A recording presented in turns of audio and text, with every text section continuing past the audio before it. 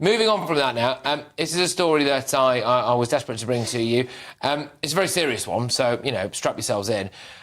20 men face a combined total of around 219 years behind bars for raping and abusing young girls after a series of trials. It can now be revealed the 20 men were convicted of sexually exploiting 4 girls between the ages of 12 and 16 in Calderdale in West Yorkshire. There's a lot going on here with this case. I am going to let our reporter, Charlie Peters, fill you in on the details here. So, Charlie. Well, Patrick, these allegations and these convictions relate to abuse that occurred from 2001 to 2010. And the investigations were launched by West Yorkshire Police in 2016. But due to the fact that many of these gangs and perpetrators were interlinked and much of the evidence was associated with several trials, legal restrictions were applied from the very start to ensure that safe legal processes could be secured. And it has meant that 20 men, it can now be revealed, were jailed for a combined total of 219 years. Now, as you can do the basic maths, most of those sentences are about 10 years each, but there is one sentence of over 20 years for one of those perpetrators from West Yorkshire. The vast majority of the offenders of Pakistani heritage from Halifax, but there's also another offender from Bradford.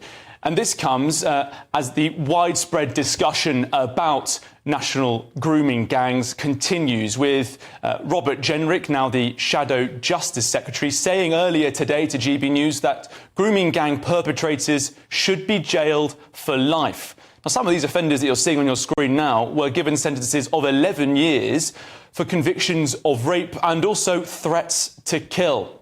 Now, just as this news has come out today from West Yorkshire Police, I've been able to reveal today that there are also a set of reductions of sentences in Rotherham. 2 offenders, one man called Abid Sadiq, on the left in the red circle, and another, Mohammed Siab, had their sentences reduced after a judge made an error at a sentencing in Sheffield Crown Court earlier this month in September. Sadiq's sentence was reduced by 3 years to 21 years. He was convicted of raping a girl under the age of 13, and Mohammed Siab had his sentence reduced by 1 year to 24 years. So a sentence reduction there for those offenders, despite claims being made and demands being made by Robert Jenrick, that Shadow Justice Secretary. I can also reveal that one of the survivors in that trial who brought forward those allegations and gave evidence and actually gave a victim impact statement in the court was involved with an altercation with the relatives of those perpetrators at Sheffield Crown Court this week. I've been told that those relatives were staring down this survivor in the court when they intervened, and when she intervened, the judge removed them, but there were allegedly threats of violence outside the court soon after. Now, I'm told that officers from the National Crime Agency who led the investigation and also court security intervened, but a very significant situation to occur as 2 grooming gang perpetrators have their sentences reduced. Charlie, thank you very much for coming on the show. I mean, obviously, incredibly difficult and harrowing subject matter, but it's important that at least one news outlet anyway covers it in detail. Charlie Peters there. Thank you very, very much. Right, a couple of separate cases there for us. Let's deal with the first one first. Some of those sentences, it sounds a lot, Mark, when you add it all up, 219 years. But as Charlie was saying there, some of those sentences are for multiple counts of rape and for threats to kill. And if you're getting 11 years, what will that work out as? 5.5, probably? That's right. You've got to bear in mind that the likelihood is, not the certainty, but the likelihood is you only serve half the sentence. Disgusting. So, you take the number that Charlie's just explained, given in court, and more or less, your best guesstimate is they serve half of it. So I'm rather with Robert Jenrick here. I think we've got to change our approach to prisons and incarcerating people, probably putting in fewer people to prison for longer. If you've got a kind of minor drugs offence or something, I'm not sure I'd lock you up for 6 weeks or 8 weeks.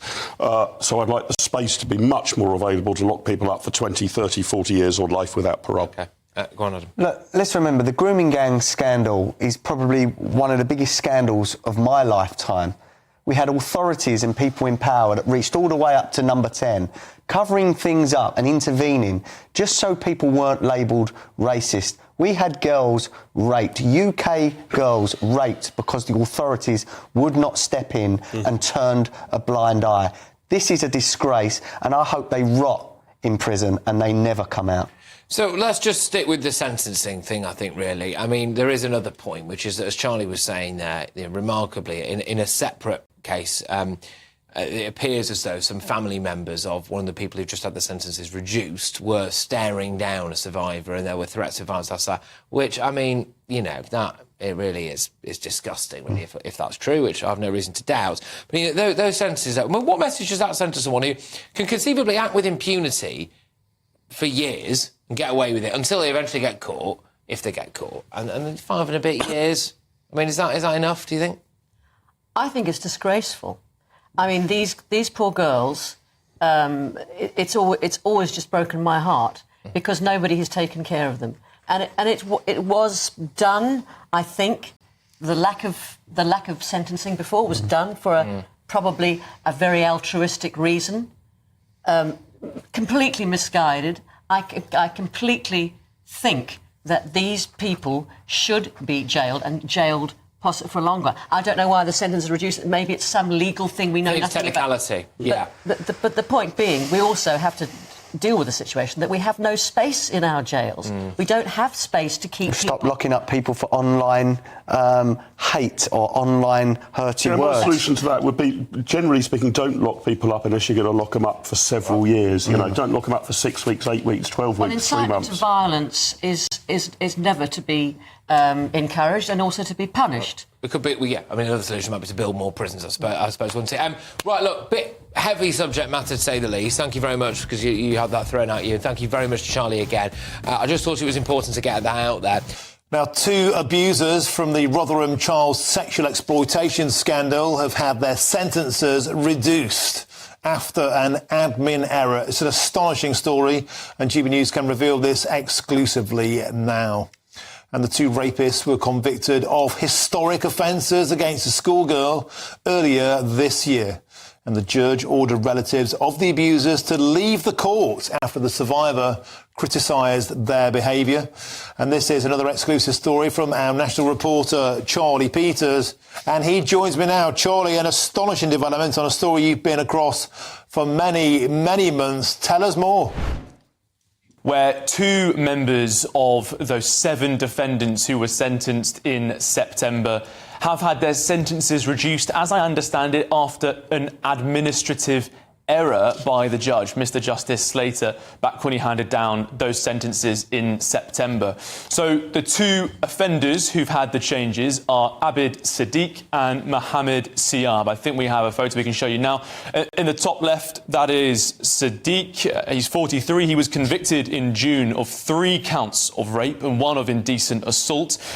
He was sentenced then to 24 years imprisonment, but as I understand it, that's been reduced by 3 years to 21 years, consisting of 20 years imprisonment and another 12 months of extended licence. The second man in the red circle is Mohammed Siab, 49-year-old. He was convicted in June of 2 counts of rape, 1 of sexual intercourse with a girl under 13 and 1 count of trafficking. Now, he was previously handed down 25 years imprisonment. That's been reduced to 24 years, so 1 year taken off his sentence.